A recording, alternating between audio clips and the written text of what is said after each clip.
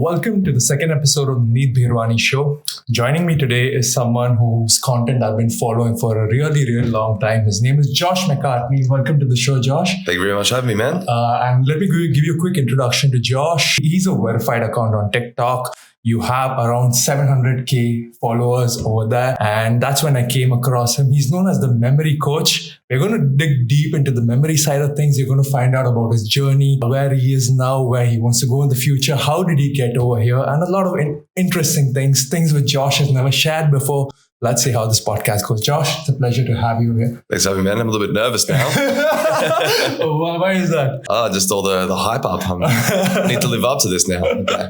We shall do. Josh, you're from Australia. How did Dubai happen for you? It was a very unexpected message, actually, on Facebook, to be fair. So I was sitting there one evening. I was chatting to my girlfriend at the time, and I get this message on Facebook, and it says, "Hey, my name is blah, blah, blah, blah, blah. Would you be interested to move to Dubai and live in a 5-star hotel and perform 6 days a week, all flights, all accommodation expenses included?" I'm like, this has got to be a scam. Surely this isn't real. So I put together a really flimsy press kit. So pictures of clothes that don't fit me because I don't even know how to wear clothes properly at that point in time. I'm 21 years old, 22. And then I put together a little show reel of blurry videos of me performing and singing in an actual venue and a biography that I wrote up in about 5 minutes time.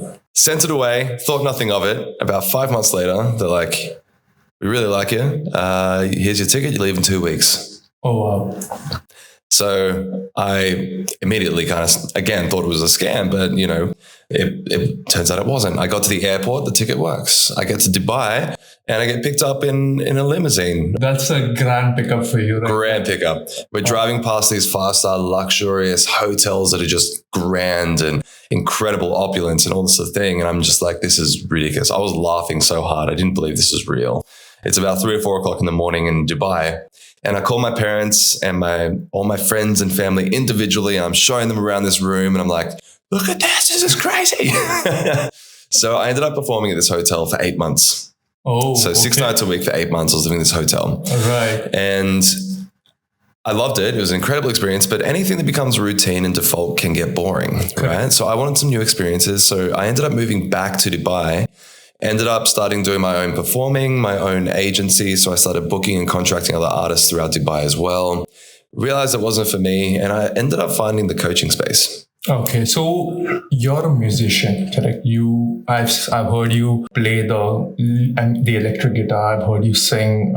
Like, how long has this music journey been through? Like, when did it start? It started, I guess, when I was really young. It started for my brothers, at least.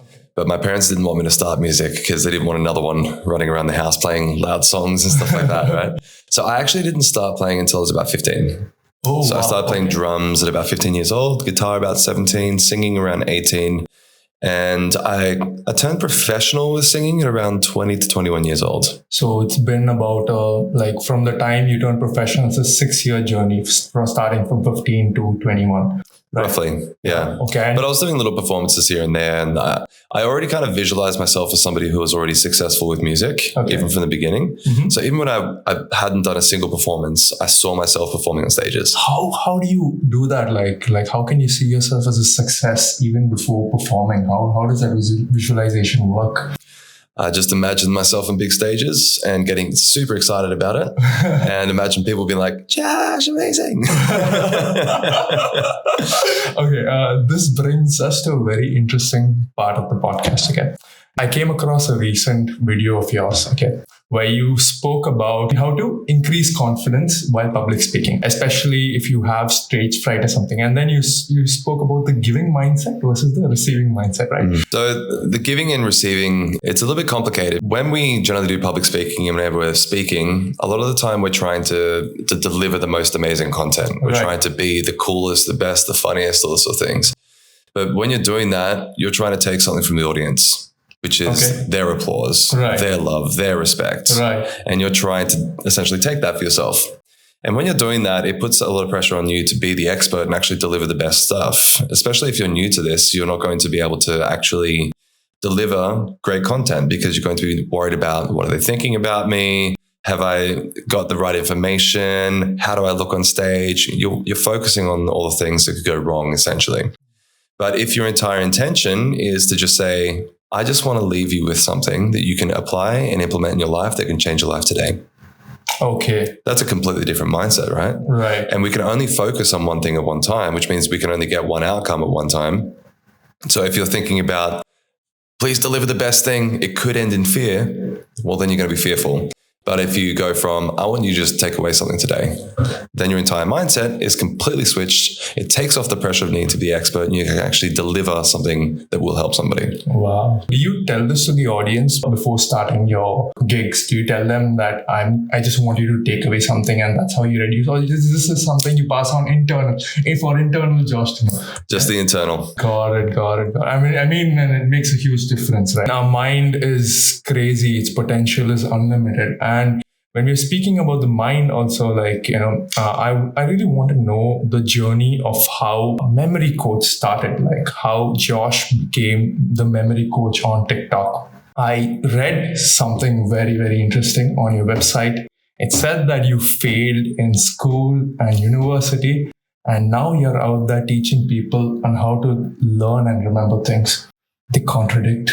And it's an amazing story. I want to know more about it. Like, what was your journey like in school, college? What caused you to fail? And why did you start this journey, right? Great question. For me, it was a lack of confidence, right? So I was overweight. I was bullied. I had no friends. So I would pretend to be sick a lot so that I could stay home, right? Because I feared going to school every single day. For me, it was a nightmare.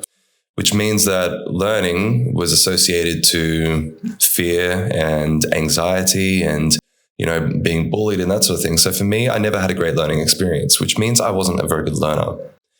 And growing up, as I got to about 18, 19, 20, I realized I was good at learning things I was interested in. So music was a no-brainer. I was like, yeah, I just love playing guitar. This is great. I love playing drums, I love singing. And then also English, I really liked language, and I really liked people, and I really liked analyzing the brain and understanding people. And I started learning this entire self-development journey. So I started learning neurolinguistics programming, cognitive behavioral therapy, and I started going into the whole coaching space where it was life coaching, goal setting, habit change.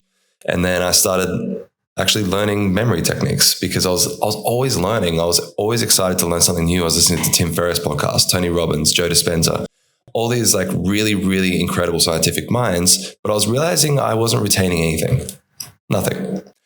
And so one day, a friend of mine, actually, he was the one that got me into it, and his name's Kyle. He taught me this thing called a memory palace. And essentially, the test is, if I were to give you 10 items right now, you will remember only between 4 and 7 of those items. I think much lower, but sure. Okay. That's the average. Okay. But if I were to give you a memory palace technique, which would only take about 5 to 10 to 15 minutes to set up, you can remember 25 things in any order that you want, backwards, forwards. If I ask you number 13, you'll get it straight away. Wow. And that was a really big switch in my mind. I'm like, oh, wow, there is nothing wrong with my brain. Just I don't know how to learn. I don't know how to remember information, which means when I was in school, when I was in university, I was a bad learner. So I'd also associated learning to fear. And I also just thought that I wasn't capable. But it just turned out that my strategies were all wrong. And that's it. So I started delving really, really deeply into memory training and accelerated learning techniques. And I started to create my own frameworks because the way that they were being taught weren't the way that I was able to understand and comprehend them properly. So I started to really simplify the messages in a way that's practical and applicable to people pretty much regardless about where they are in life. All right. Sounds very interesting. So Josh, let's do a quick test of this memory palace which you're talking about. Okay. I'm willing to put myself in an embarrassing position. I don't know if I'm going to remember things or no. What is a good, shall we start off with 5 things, 10 things to remember? Yeah, 10 let's things do it. to remember. We'll start with 5 because it's quicker. Okay. And then it's just as easy to do 10 as it is to do 5. Sure. Or 15 or 20. Okay. Hit me, Josh. I'm a student today. Perfect. Yeah.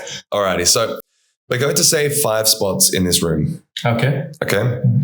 Number 1, and for the people watching this, just pretend that there's a light behind the camera, which is where you're viewing from. Okay. So number 1 is going to be the light. It's a really bright light just up there behind the camera. Okay. Number 2 is going to be the actual camera itself. Okay. So 1, 2. Number 3 is going to be the table right here. Number 4 is going to be the microphones. in which we're speaking into. Exactly. And number 5 is going to be the wall behind us. Okay. So what was number 1? Number 1 was the bright light, you said. Number 2 was, I think, the camera, which you said. Number 3 was the table where we are sitting, where our microphones are kept, and that brings to the microphone aspect. And then we went to the wall. Very good. Behind us. That's 5. Cool. What was number 3? Number 3 was the table or the microphone. One of Is the table? Yeah. Yeah. Okay. Number 5? Number 5 was the wall. Number 1? The light. Number 4? The microphone. Number 2? Number 2 was the camera. Yeah, well done. And the crowd goes wild. Okay. Oh my God. I think I see what you did there. Can I go ahead and try interpreting, and then maybe you can correct me? Sure. So Josh, for people listening right now, okay, Josh gave me 5 things to remember, okay, and I'm sitting here in the room, right, and behind the camera where you can see there is the light over there, and if I'm seeing in the order of things which are passing by, from the room, it starts with if I'm going from the other side of the room, it starts with the light, and then the camera, and then the table, then the microphone, and then the wall behind. Did you tell everything in the order of things as we can see it? It's much easier to do so, yes. Yeah. So if you think about your house layout, your apartment, did you have to deliberately try to remember it? Or is it just kind of there? I mean, now that I've lived in the house for a very long time, I'm able to recollect. But yeah, I won't be able to pinpoint things. What about a friend's apartment? Would you know where the bedroom is? Would you know where the kitchen is, the lounge room? If I've been to the friend's house enough times, then maybe, but not in the first 4 or 5 times. You'd be surprised. You'd be very surprised. Oh, wow. So next time you go to a new place, right, I want you to think, did I have to attempt to remember the actual layout of the house? Because our brain remembers locations incredibly well. Right. And you in the order in which it's there in the room, right? Because it's a logical just walkway. Oh, yeah? Wow. So we're not done with that yet either way. Oh, okay. So the brain remembers locations incredibly well, okay, because when it was evolving, it had to remember things like, where is the water hole so I can find water and actually go and retrieve water to survive? Where is the lion's den so I don't go there and get eaten by lions? Where are the poisonous berries versus where are the healthy berries, right? So it's all survival. It needs to remember locations like that, and it does. So when you make anything interesting happen in those locations, your brain remembers even better as well. Got it. So what we're going to do now is I'm going to teach you how to improve your visualization and your imagination by using these positions as well. Perfect. Okay. So the first thing we want to do is we want to engage our senses into our imagination. So our senses are our touch, taste, sight, sound, hearing, right? Right. Sound and hearing, same. You know what I'm trying to say here. Smell. There we go. Okay. So if you engage those into your imagination, your brain is essentially plugged into the imagination. Okay. So your brain doesn't know the difference between imagination or reality, especially if something is vividly imagined. And our senses are what plug us into our imagination. Okay. So if I were to say, imagine a lemon right now. Okay. Okay.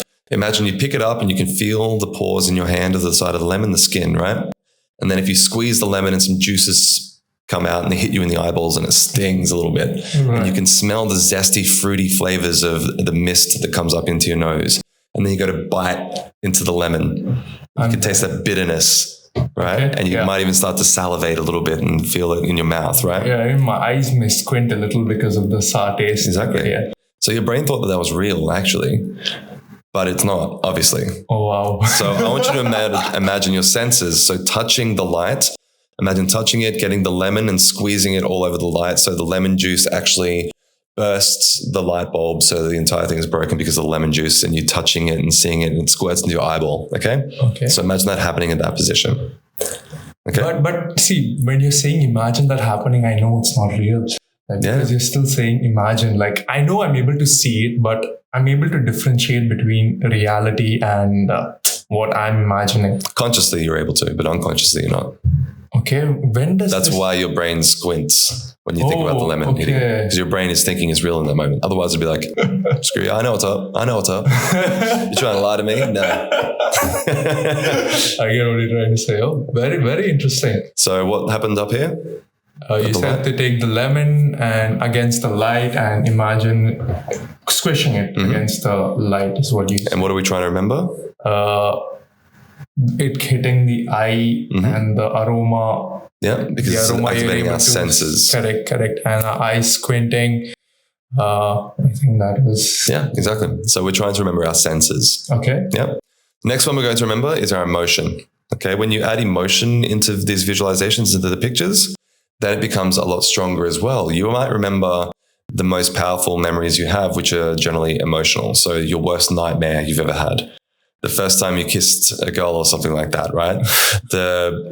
I don't know, maybe, God forbid, the death of a loved one or something, right? You remember those because they have emotion attached, and that brands in emotion into your memory. So when you add emotion into these pictures, it's easier to remember. Okay? So then let's add an emotion into the picture. So let's imagine we are looking at this camera, and on the screen, it's somebody it's a lady, somebody you know. Who can you imagine right now? A person. Anyone? Like anyone. Just the first name that comes to your mind. I think I'll just go for a celebrity. I think you may also know, like Johnny Depp. Johnny Depp, awesome.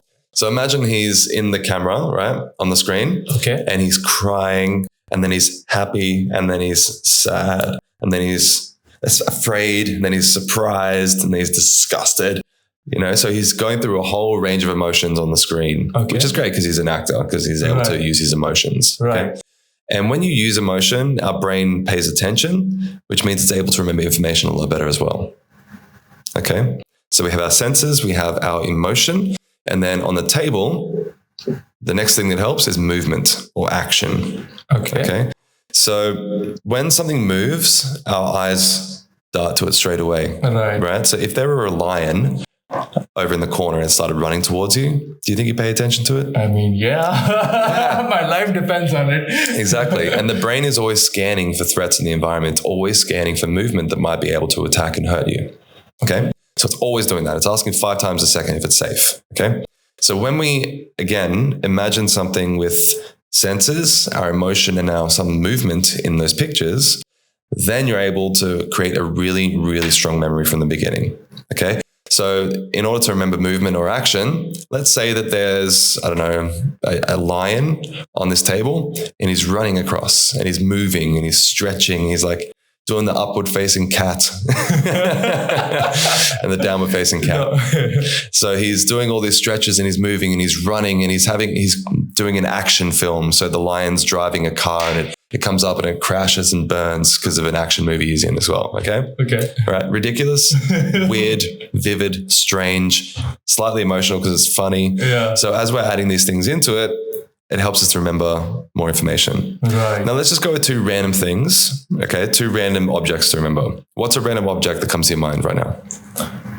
I mean, I think you did Inception to me, Josh. I remember a random object is a lemon, like, because we were just speaking about the lemon. So yeah, I would say a lemon. That's the strongest object that comes to my mind. Okay. Other than that, like probably I can't think of anything else except the things which I'm able to see right now in front of me. I would say this camera. It's funny, right? Yeah.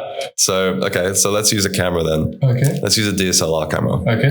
Imagine these pop up and like it turns into an actual lens of the camera. Oh, you mean the actual microphone becomes a lens? Yep. Okay. Do you have a camera? DSLR? Yeah. No, I don't have it. Okay, well, imagine you've got your best friend's camera. And you pick it up and you smash it onto the table, into the microphones. And you grab it and you smash the other microphone over. And now you've broken your best friend's camera. Ugh, you're a good friend, man. Good friend. Now let's imagine the last one is chewing gum. Okay, so we put our hands on the wall and it gets stuck with chewing gum, and it's got other people's saliva on it, and it's all like gooey, and the hands are just stuck on the wall with the chewing gum. We're pulling it across. And it's like, it's really hard to pull across. Okay. So run me through the items and what they are. What was number 1? Number 1 was a camera, which you just spoke about, right? Number 1. Oh, you mean that? Yes. Oh, so we have added onto that, like So the first one was the light. Wait, what we were squeezing onto it. okay, we're going back to that. Okay, Yeah. so perfect. So yeah, the me squeezing the lemon against the light, and the the lemon kind of having a sour taste. So my eyes squinting, and I'm able to feel the smell of this citrusy. And what are we trying to remember here? I think we're trying to remember order of events. Our senses. Sorry, my mistake. That's mistake. okay. Yeah. That's okay. We're trying to connect our senses with physical things that are happening in the room, along with our emotions, adding our emotions. To that. Which is that one? Which is the second one? The second one, the emotional aspect. You said that. Okay, wait. Let me think. For the emotional aspect, you said something very, very strong. Like on the camera, which you're looking at, we have Johnny Depp going through a range of emotions from his end. Like he's happy, he's smiling, and it just. And you mentioned that he's an actor, so he can kind of pull all of this off from his end. And then we came back over here to the table. I don't know if I'm able to get the table part right, but I do remember the microphone. Oh, sorry. Yeah, the table. Yes. The table. And you gave a very funny visualization of a lion doing all these stretches.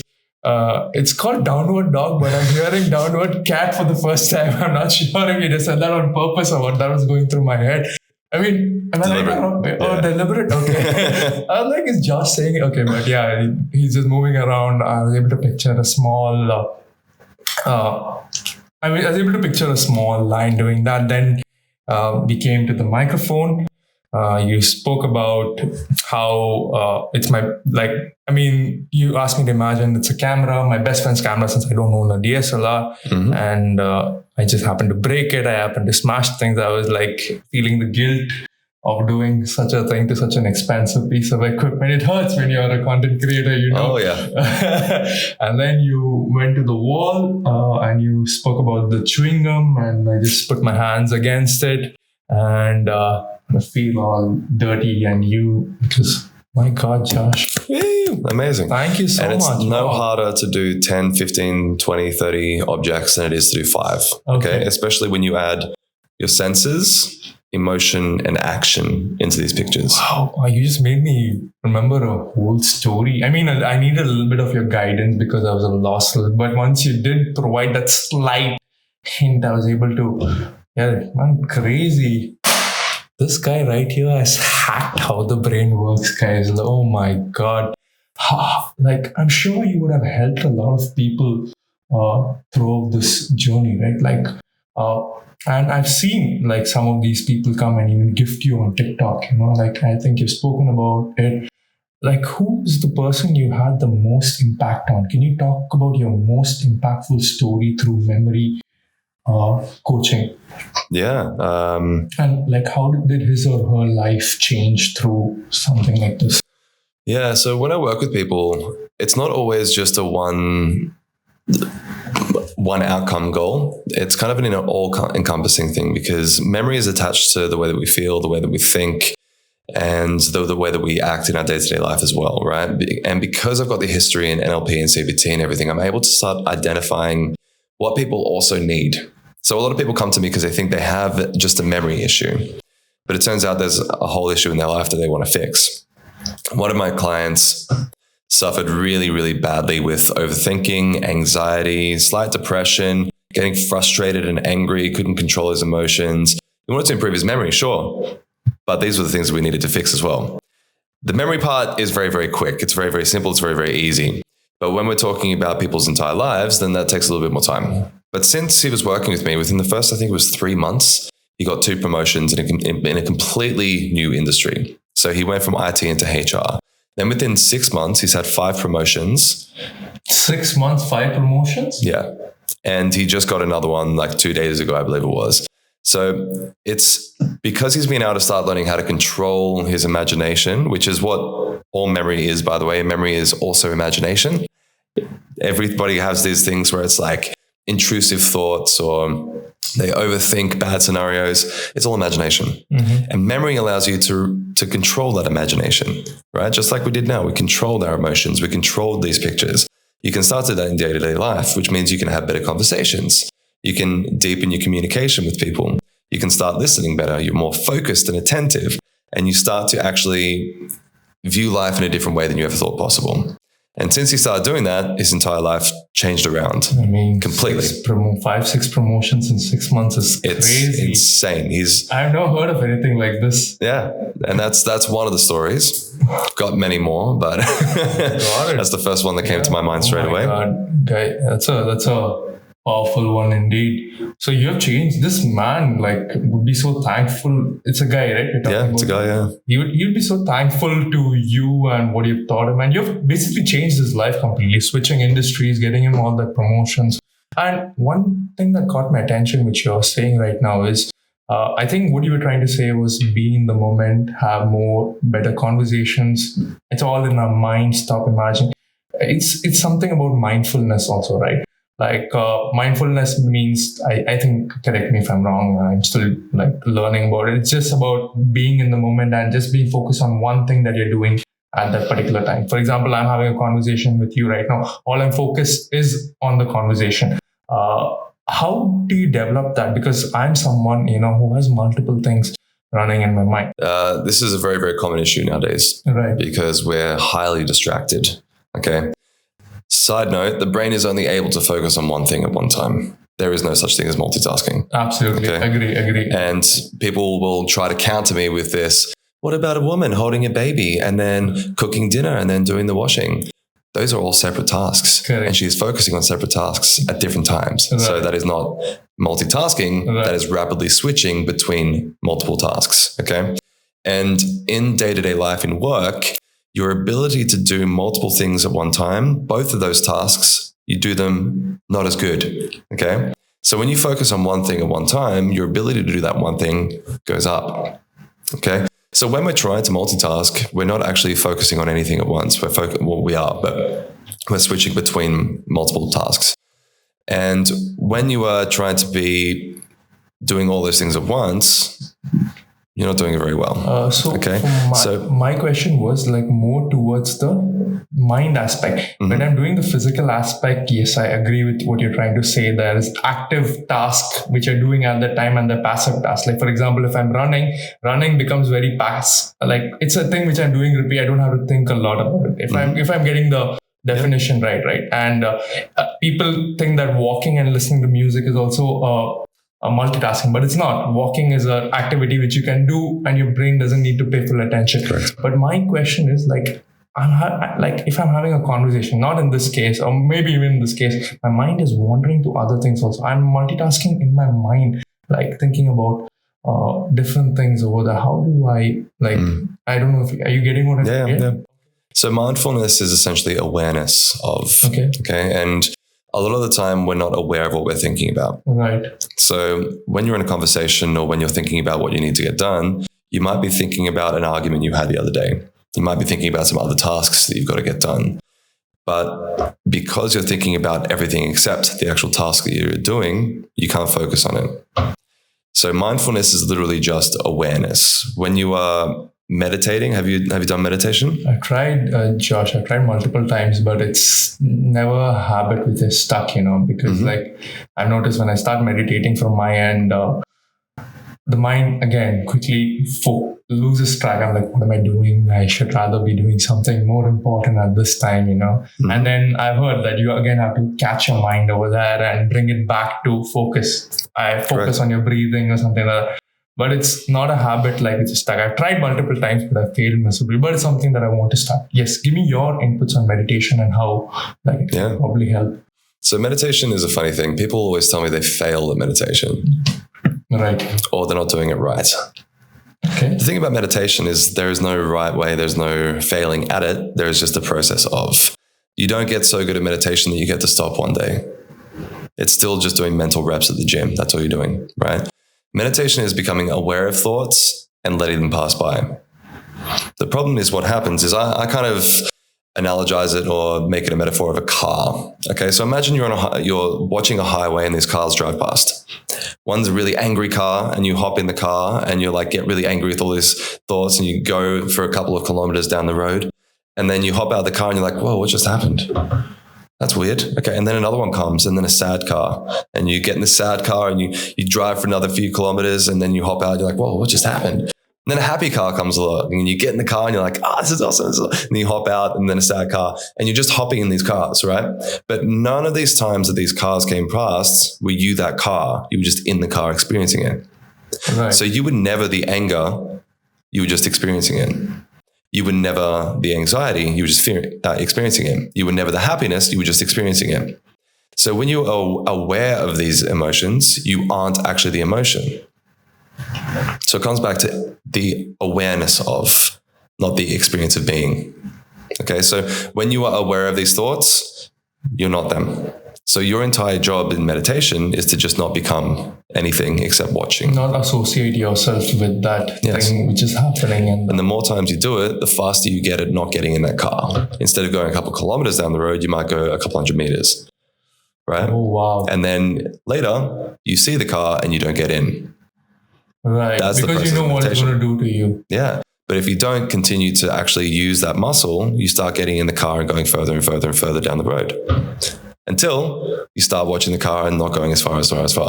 Wow. So that's meditation. I love the way you just put this. The analogy is spot on. Like no one has explained it this way. Brilliant. Yeah. That's the power of communication. So your entire job when you ever get distracted at work is to come back and not get taken away by your thoughts.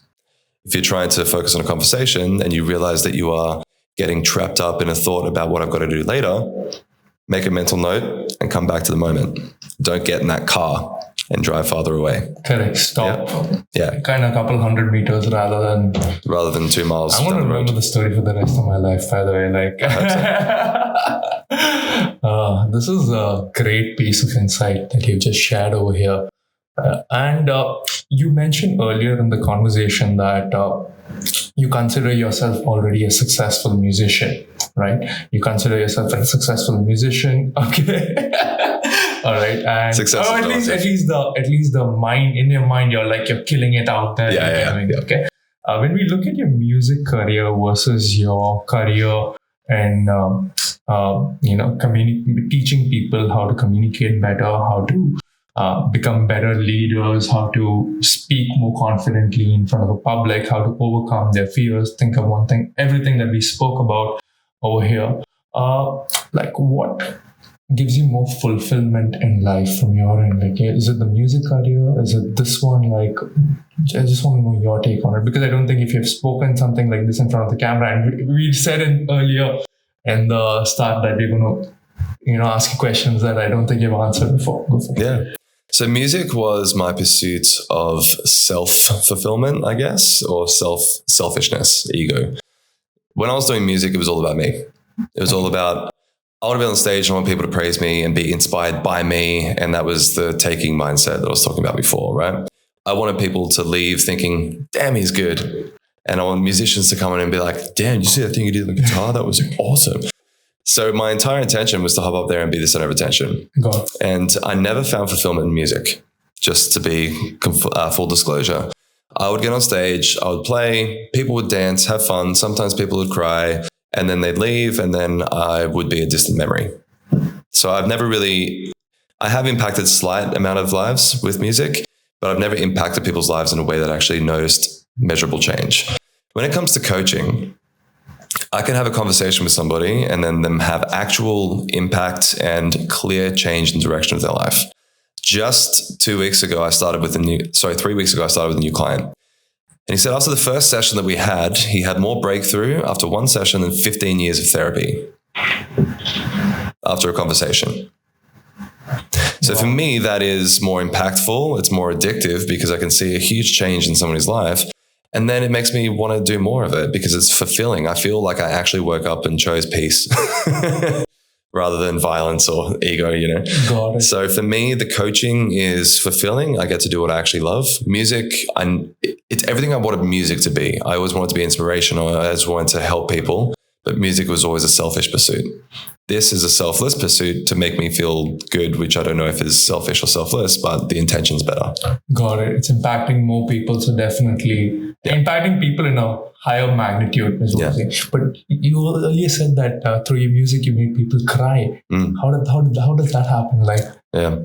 Well, I never was really singing my own songs, which I also think was a big part of it. There was my self-expression was singing somebody else's song in a way that I liked, I guess. And whenever you hear a song, you've got a piece of emotion attached to it, right? So you can generally remember your breakup songs. Yes. Yeah. Or a song that might be attached to somebody who passed away or something like that, right? Which you might not listen to. So when I was singing, I would sing a song that somebody has an emotion attached to, and they'd hear me sing it and be like, right? So it wasn't necessarily me that was doing it. It was the emotion they had attached to it. With separate people, and different people have different songs attached to a particular memory. How does that work? How do people associate certain songs with a person? Like how does that happen? Like how does our brain do that? Is it just because they're listening to that song over and over again while they're with that person, or is it some other way? Yeah. So the brain is just associating at all times. Okay. I'm associating this room with doing a podcast and speaking to you. I was associating parking downstairs with outside and fog in the morning. I'm associating. You associate the kitchen to food. You associate guitar to music. You associate everything that you ever do. Everything is association. So when you are having a bad point in your life and you listen to a song that makes you feel something, you associate that feeling to the event, and that becomes a long-term memory. The thing that doesn't happen is when you aren't associating because you're going through just a routine, mundane life and tedious and just not actually making any new memories deliberately. And then you can wake up 3 weeks later and be like, what happened the last 3 weeks? I didn't make any new memories because I didn't do anything that sparked emotion or joy in my life. I didn't impact anybody or myself. I didn't do anything new, so there's no novelty. And the brain is just literally going through the motions. So when it comes to the music element, if I play a song that somebody's got a deeply rooted emotion attached to an event, it's going to spark that event and the emotions attached to it. And a lot of people think that they have a lot of trauma in their past as well. And they attach it to the actual event that happened. So what they do is they memorize the event and they repeat the emotion. So then they become that person over time that just keeps feeling that emotion because of the event. And when it comes to NLP and memory training as well, what I do is I take people back to the event, take out the emotion, and now they got a lesson or wisdom. Wow. So a memory without emotion is just wisdom. And when you're able to actually get rid of the emotions from those events that have deeply branded you and scarred you, you can actually then disassociate yourself from it and be able to help other people through it. Okay, so I'm going to ask you another very thought-provoking question. Okay? I don't think anyone has asked you in a podcast before. Earlier, you mentioned that you were bullied in school. Even I was bullied back in school from and that's kind of stuff really messes with you in terms. You mentioned that you weren't going to school, you're fearful, you would rather find peace in music, okay, but that affected your grades, you failed.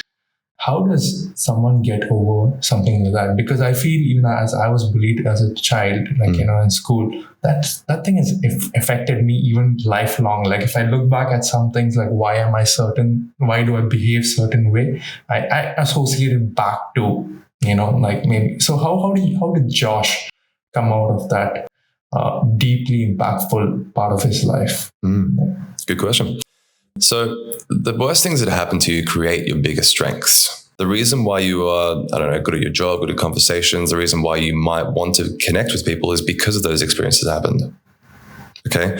So yes, those experiences probably sucked back in the day, but the thing that you're doing is repeating a story about them, which is reinforcing who you think you are. But if you take away the story, then you can be anybody. And what those things did when I got bullied, it forced me to want to connect with people in the future.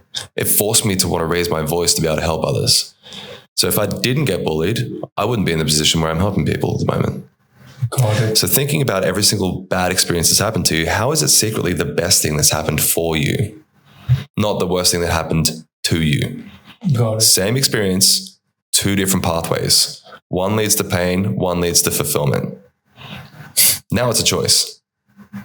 Which you have to kind of take. But you're always able to for example, you said that you were also overweight back as a child. So, and now I see you like, when I follow you on Instagram, I see you often go to the gym. Did the gymming aspect have anything to do with being overweight and you always wanted to be fit? Oh, yeah. I woke up one day when I was 15 or 16 or something and I was like, I need to have abs for some reason. That was my entire pursuit for dropping weight. I was like, when I get abs, then people will love me. Yeah. That's all it was. I was literally trying to fit in and connect with people. And I thought that getting abs was the way to do it. So I was going to the gym every single day, eating perfectly, blah, blah, blah. And then I found I wasn't able to enjoy food or enjoy social outings because I was too strict and that sort of thing. So whenever you learn anything new, you take it too far and then you come back to balance. And for me, the gym now is just a part of my life. I need it. It gives me energy. It gives me a space where I can focus my head. And also it's almost like a meditation because you get past yourself. You're being aware of the pain and you're pushing through it. Right. And it's something that's really good for your body. So you feel accomplished afterwards as well. So for me, it started off as a selfish pursuit to just get abs and people will love me then. Never happened like that. Right. And now it's just a thing that I actually just need to do. Got it. But have you ever had abs in your thing? Had them once. Okay. So now you wanted something. You wanted abs. Yeah. You achieved abs. How are you feeling on that month where you had abs and stuff? How was that feeling of wanting something and finally achieving it? Pride. Okay. There's a bit of pride involved, but I was also incredibly tired all the time. So my actual quality of life went down. I wasn't able to enjoy things like pizza, which I love. I'm looking at Pizza Express on the window just there as well. And I found yes, I was really happy with myself because I'd shown myself that I could be strict and disciplined in all these areas. But it also means that when that area went up, when I had abs, it meant my social life went down. My relationships and connections also went down at the same time.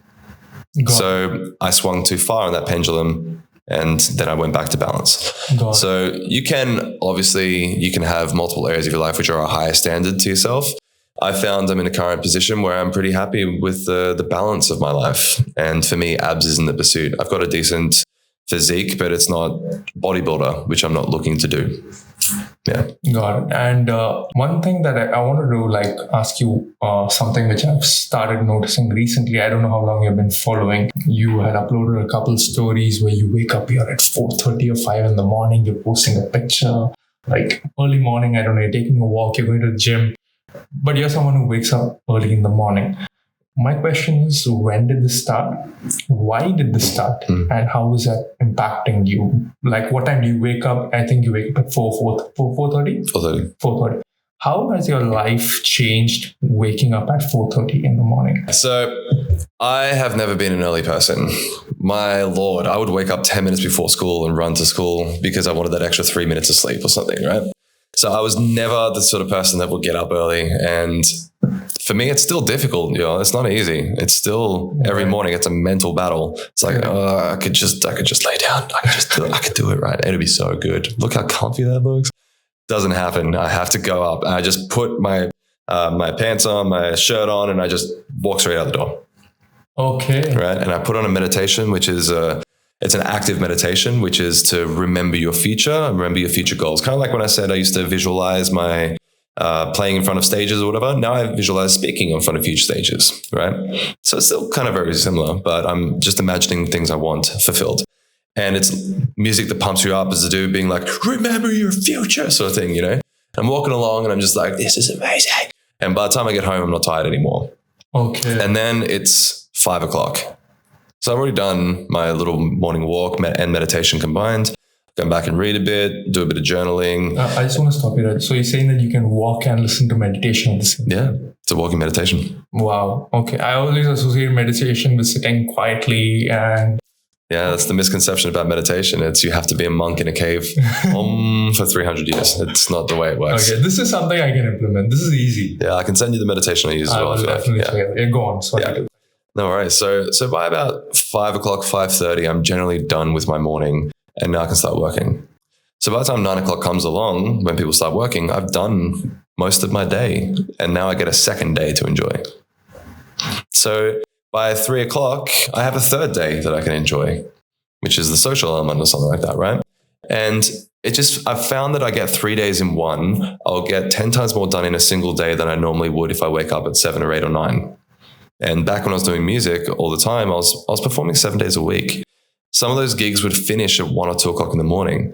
Oh, wow. And then you stay and socialize until 3, 4, 5 in the morning. So you don't wake up until midday, 1, 2 o'clock. Right. Then it's 4 o'clock by the time you can even start moving. Then you're back at another performance by 7.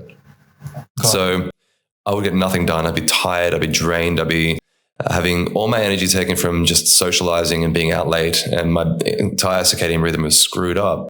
So for me, I have pain attached to waking up late and all those moments where I was doing that for such a long time that waking up in the morning at 4:30 or 5 is just like, I know that a better life awaits me if I do this. Got it. So for me, the battle of my body wanting to sleep isn't as big as my desire to actually achieve and actually get attached to my future. Got it. But see, waking up at 4:30, I would still say is easy. Okay, hear me out. It's a thing about falling asleep earlier. Like if you sleep around 9:30, 10, waking up at 4:30 is fairly. But I see you more challenging in that part. Like getting yourself to sleep at that particular time, even when you're not like, so what time do you go to bed? Yeah, so you need to develop nighttime routines as well, because most people only think to have a morning routine, but set an alarm to go to bed for starters. Get off your phone 30 minutes before you go to bed. That's the thing that's keeping you awake. So read a book. Try to make dimly lit lights so you're not actually getting so much stimulus where you're like, can't go to bed yet, right? And then just start, instead of attempting to change your entire life around in one day, that won't happen. Set it 15 minutes earlier one day and then 15 minutes earlier again the next day, so that you're not shocking your body and experiencing jet lag. Essentially, that's what you're doing. Right. Instead, you're just going back 15 minutes a day for a few weeks until you get to the point you want to be. Got it. So set bedtime routines, set routines for the nighttime. Don't expect it to change over one night, but also remember that you're not missing out on anything between 10 and 12 or 1 or 2. Right. You're not missing anything. Correct. I thought I was. I had that fear of missing out. I was like, if I go to bed at 10 o'clock, the rest of the world's awesome. They're partying and being sick. It's not actually as cool as it's cracked up to be anymore. Correct. Waking up at 4:30, the amount of respect that I get from people being like, you wake up at that time? That's so much cooler than just staying up for 2 hours because, Netflix and chill or whatever, Got it. Yeah. So for me, I've developed more pleasure associated to waking up than pain associated to waking up or going to bed earlier. Understood. And you've been doing this for how many months now or years? I've gone through phases, but the last few months, I think about 3 or 4 months of 4:30. Got it. And, sometimes it's not possible. So I'll do 6, or if it's really not possible, it's 7, something like that. Got it. But most days it's 4:30. Got it. And in the past, it was about 5:30. And then before that, it was about 9, 10, 11, 12, 1, 2, something like that in the afternoon. So, yeah. Got it. And don't be like that. It's not fun. So waking up at 4:30 is awesome, right? Like I 100% agree. In fact, I want to be in that space right now. I'm really trying to get there, but it's what's happening is what you just said. My timings keep changing, but eventually that's where I want to go. And I 100% agree to what you said.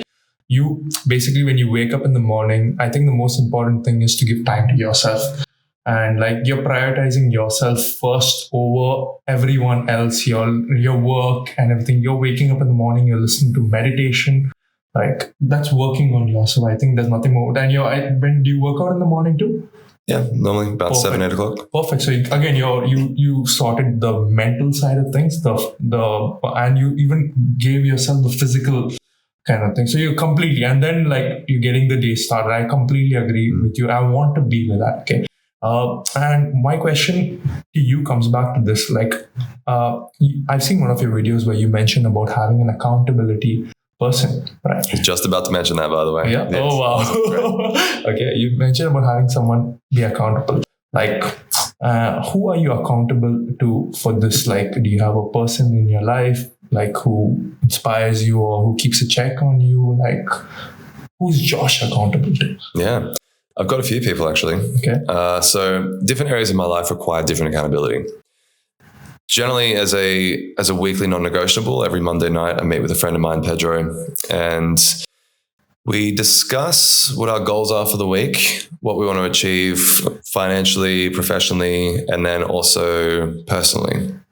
And sometimes it'll be, I want to have built this section of a course out or something like that, or I want to, hit a certain sales target or something like that. And if you're in a corporation, you generally have KPIs or goals and outcomes you need to achieve, but most people don't have them for their personal life. Right. So for me, I work for myself, so I need to have accountability, like a workspace or like a KPI style thing. So we meet up every single Monday. We discuss what we did right this week, what we did wrong, and then what we need to improve on. What we did right, what we did wrong, what we need to improve on, 3 things. Exactly. And every single week, when you meet up with that person, you have a thing in the back of your mind every single week of, I need to get this done. And it works on 2 laws. The first is Parkinson's law, whereas when you give a certain amount of time, when you allocate a certain amount of time to do a task, you will take all that time. Correct. If you have the entire day to clean your house, you'll spend the whole day cleaning your house. If you have 1 hour, you'll clean the house, right? So if you only have a certain amount of time to do something, you get it done. So for me, that is the period of a week each time. The second law is Pearson's law, which is what is measured gets improved. What's measured and reported back to somebody, the rate of improvement accelerates. Yeah, I've seen this video of yours. Yeah, correct. Exactly. So when you report back to somebody in a certain time frame, how fast you improve goes like that. It's not like this. It's like that. Wow. So because of the accountability sessions that we host every single week, my life has dramatically changed in the last 4 months. Oh, this is something you've started doing recently from your end. Okay. Yeah. Wow. The annoying thing is I knew the power of it about a year ago.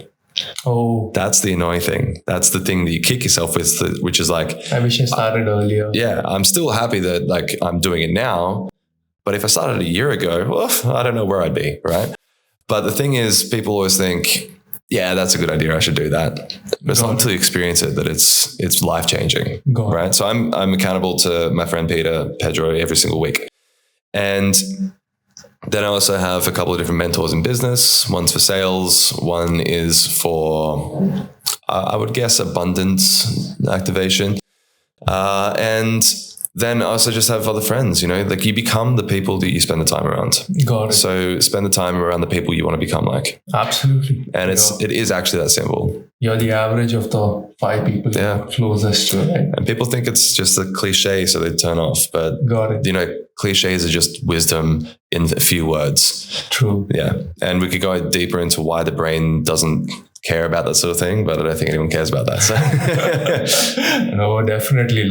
I think we in one podcast is not enough to cover all the insights we're getting from you. I think we need to have a part 2 or a part 3 also. Sure. I'm down if you're down. I found lots of insights through this entire talk that we have had.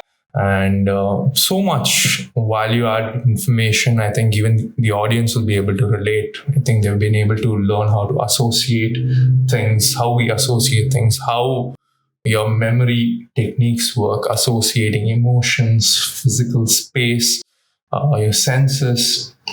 And we build that whole narrative with a lion running around. It's crazy. I think there's so much more to talk to you and kind of learn from this. This has been a massive thing, and what I'm definitely going to start implementing from what you have said so far is waking up at 4:30. Because if that thing is making your life go 180, I need that in my life as well. And 100%, I'm hoping that you can be my accountability buddy for this aspect of my life. Only messages at 4:30. Yeah. Like, are you up? Like, I'll message you. Okay. Yeah. Next thing also, I think you're going to start your own video podcast also soon. Right? So guys, check out Josh. Josh is going to start his own video podcast. Check him out on TikTok. He's also on YouTube uploading content. Definitely follow him on Instagram. And he's going to have his own set of podcasts, and I'm 100% sure it's going to be great. I think I'm planning to host this podcast weekly once. So this is the second episode which I'm doing. Congrats. Thank you so much. I did the first episode with Naufa Nuri. I think you know her from TikTok. She was part of the previous agency you worked for. So, and I plan to keep this going. I can be accountability for the podcast aspect. I don't know if you have a accountability buddy, but like I'm taking this super duper seriously. And like, awesome, man. I think it's important to have like, and I would love you to kind of mentor me and be part of this journey. I don't know if you're down for this. Sure. Wow. Because trust me, I'm someone who's like super determined in life. I want to get stuff done. And I think it's good to be around that positive aspect, take the positive car, which you mentioned, like, and let that. Anyways, it was a pleasure having you, Josh. By the way, guys, Josh, if anyone is watching, you have a lot of services which you offer. If you want to talk about it, like, so that anyone who can get in touch with Josh. I think he trains people for public speaking. He trains people on leadership skills, how to remember things better.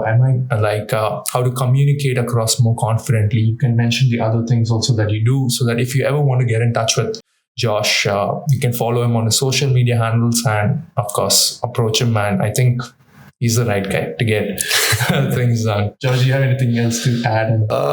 I think that if you are interested in the stuff that I do, you can hop on my social media and have a chat where I'll take you through your public speaking, your communication, memory training, but it's also a breakthrough of the way that you've been thinking in the past and how to get past it as well.